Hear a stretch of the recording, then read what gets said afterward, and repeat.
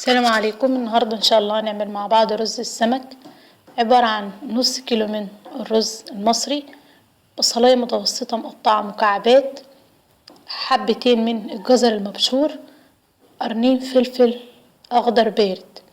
هغسل الرز عندي كويس واحطه في مصفى واسيبه يتصفى. وعندي هنا طبق من الصلصة انا مصلصاها عندي هنا، ممكن انتي تستعملي الطماطم الفريش عادي. هجيب هنا حلة على النار واحط فيها حبة زيت، ياريت يكونوا كويسين كتار حبتين يعني. اول ما يسخن الزيت معايا هنزل عليه بالبصلة واحط عليها ربع معلقة من الملح واقلبها كويس. اول ما البصلة تبدأ تدبل معايا هضيف عليها الفلفل الاخضر والجزر واقلب كويس.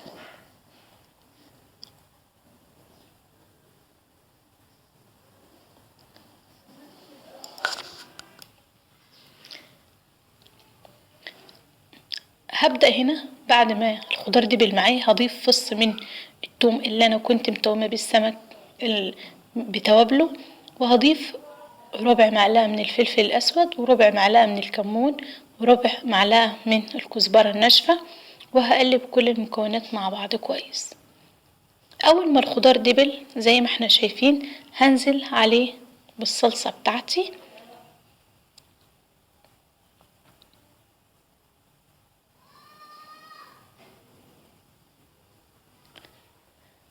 وهغطي عليها واسيبها تتسبك كويس. هي متسبكة بس اسيبها تندمج مع الخضار اللي انا مدبلاه. اول ما غلوا مع بعض ضفت المية بتاعتي، وده طبعا على حسب كمية الرز، وهضيف عليه الملح. طبعا احنا عارفين ان كل كوباية رز مصري بتاخد كوباية مية، بس انا طبعا براعي ان انا حاطة صلصة. بعد ما بظبط الملح لو احتاج حبة مية تاني بحط، ويدوبك بيكون الرز حوالي صباع واحد فوق المية، اسفة صباع واحد فوق الرز.